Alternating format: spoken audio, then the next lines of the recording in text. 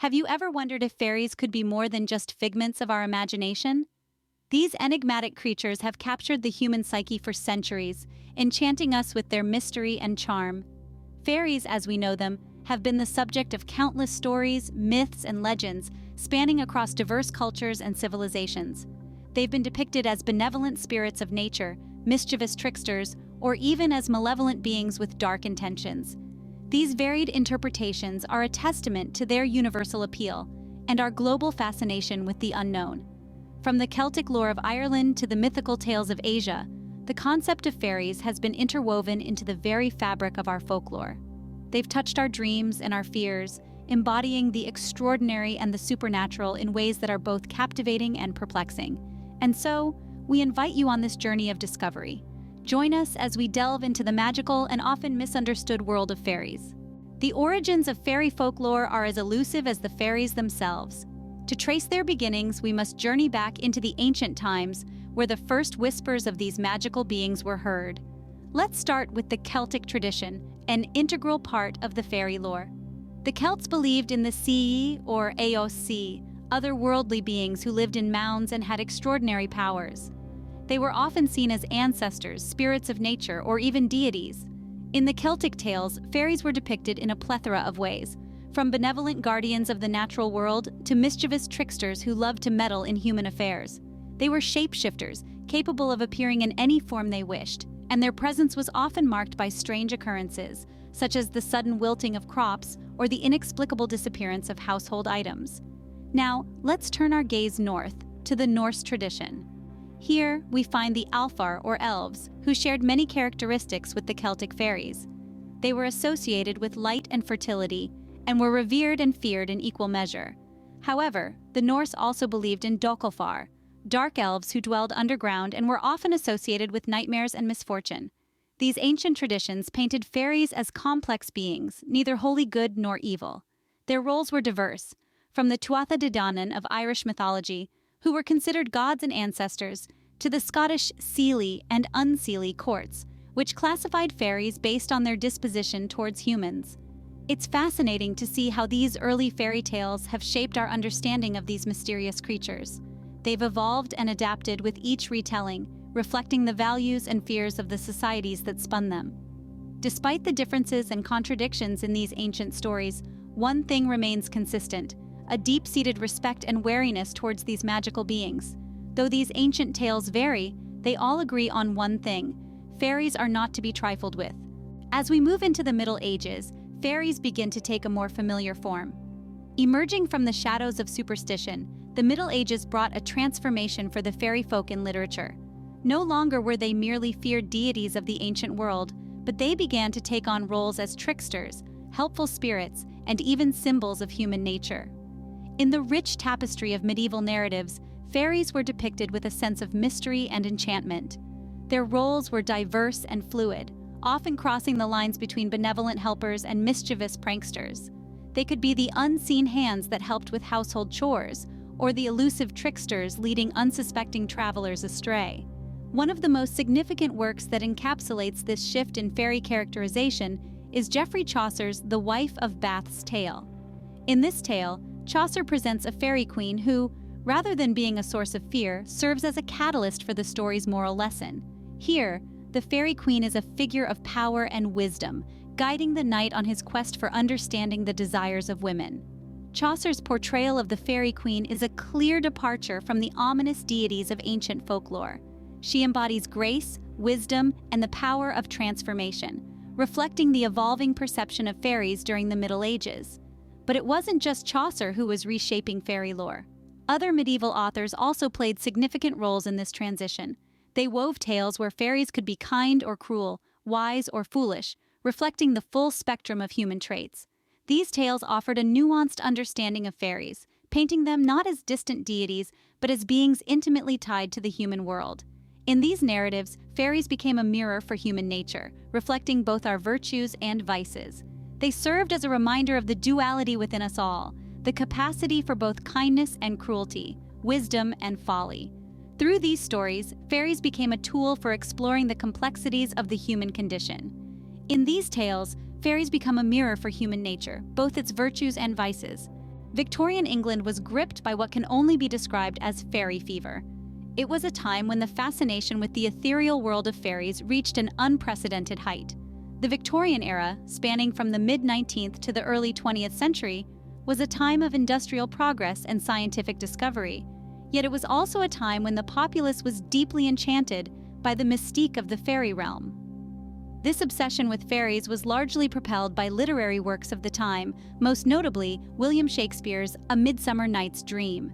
This play, with its intricate depiction of the fairy kingdom, enthralled the Victorian readership and ignited their imagination. It painted a vivid image of a world unseen, inhabited by these magical creatures that were both enchanting and elusive. Yet, the Victorian interpretation of fairies was a departure from earlier depictions. Previously, fairies were often portrayed as human-sized and sometimes even as intimidating beings. However, the Victorians introduced a shift in this perception. They began to depict fairies as tiny, winged humanoids, often surrounded by an aura of light and magic. These fairies were whimsical, often mischievous, and always fascinating. They were beings that lived in an enchanted world, just beyond the reach of human perception. This fascination with fairies was not only limited to literature, it seeped into visual arts, music, and even everyday conversation. Fairy motifs started appearing in paintings, illustrations, and decorative arts. Fairy tales and stories became a staple of Victorian literature, and fairy-themed parties were all the rage. This era also saw the rise of spiritualism and the belief in the supernatural. Fairies, with their ethereal charm and mystery, fit perfectly into this narrative. They became symbols of the unseen, the mystical, and the magical, captivating the Victorian imagination. This era firmly rooted the image of the whimsical, winged fairy into popular culture. It was a time when the fairy transitioned from being a figure of folklore and myth to becoming an integral part of mainstream culture, a symbol of enchantment and wonder that continues to captivate us even today. In the 20th and 21st centuries, fairies have become a cultural phenomenon. These ethereal beings have found their way into every corner of our media, from the pages of children's books to the silver screen of blockbuster films. Let's take a journey through the ever-evolving portrayal of fairies in modern media. We start in the realm of children's literature, where fairies often serve as whimsical, benign characters. Perhaps the most iconic of these is Tinker Bell, the pixie-like fairy from J.M. Barrie's Peter Pan. With her petite figure, sparkling wings, and mischievous demeanor, Tinker Bell embodies the playful innocence often associated with fairies in children's media. But fairies are not always portrayed as harmless creatures of whimsy. In many young adult and adult-oriented works, fairies take on a darker, more complex role. A prime example is the fair folk from Holly Black's The Cruel Prince. These fairies are beautiful and immortal, yes, but they are also cunning, cruel, and capricious, upending the traditional image of the benign, helpful fairy. In the realm of film and television, fairies have also made their mark. From the magical, life-giving fairies of Disney's Sleeping Beauty to the dangerous, otherworldly creatures of Maleficent, fairies have been portrayed in a myriad of ways, reflecting the diverse interpretations of their mythos. Even in video games, fairies play significant roles. They can serve as helpful guides, like Navi in The Legend of Zelda, Ocarina of Time, or as formidable foes, like the dark fairies in The Witcher 3: Wild Hunt.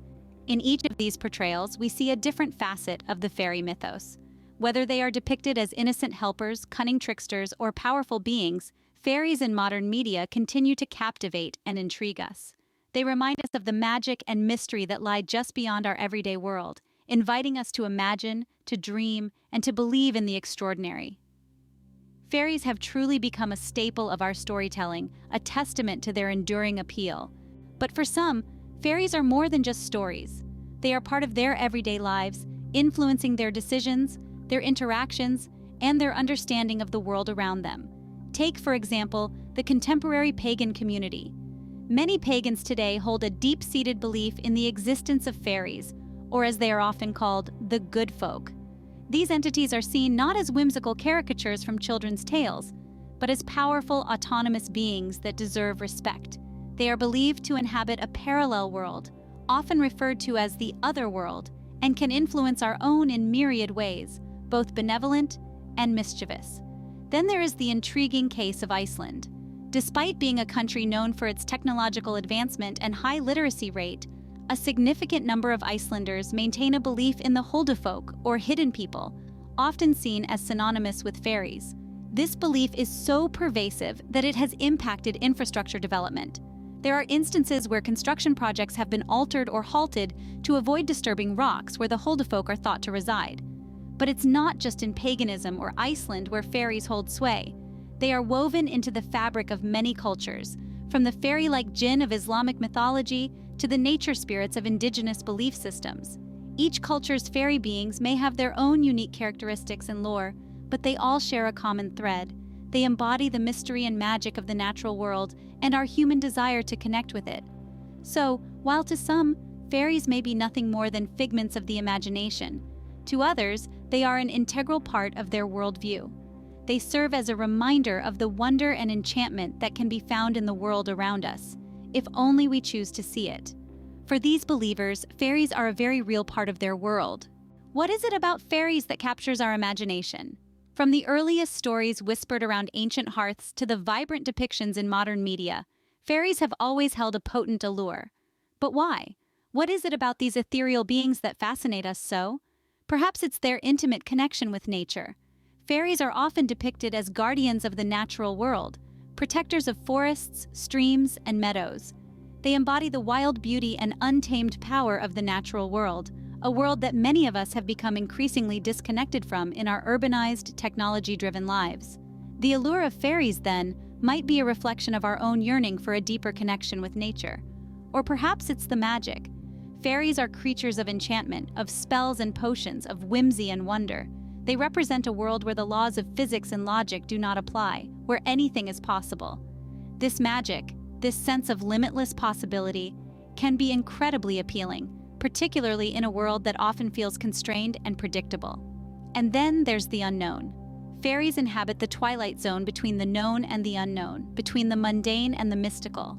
They represent the mysteries of the universe, the secrets that lie just beyond our comprehension. This element of the unknown, of mystery and intrigue, is a powerful draw. It's a reminder that no matter how much we think we know, there's always more to discover, always more to learn. But perhaps the most compelling aspect of fairies is what they reflect back at us. Fairies, with their capricious nature and their complex morality, are a mirror of our own human nature. They embody our hopes and fears, our dreams and nightmares. They reflect our capacity for both kindness and cruelty, for both love and indifference. In the end, perhaps fairies reflect our own hopes, fears, and dreams. They remind us of our potential, of our capacity for magic and wonder. And perhaps that is the true allure of fairies. From ancient folklore to modern media, fairies have enchanted us for centuries. Our journey through the ages has revealed the enduring allure of these magical beings. From the earliest tales whispered around crackling fires, to the vibrant depictions in today's digital world, fairies have been woven into the fabric of our culture, captivating our imaginations and stirring our sense of wonder. In the ancient world, they were the unseen inhabitants of the natural world, embodying the mysteries of the earth, air, fire, and water. Their stories echoed the hopes, fears, and dreams of societies trying to make sense of the world around them. They were a testament to the human desire to connect with the unseen, to believe in magic and the extraordinary. As we moved into the Middle Ages, these tales were adapted and transformed by poets and writers who painted vivid portraits of fairies in their works. They became symbols of the ethereal, the mystical, the beautiful, and the dangerous.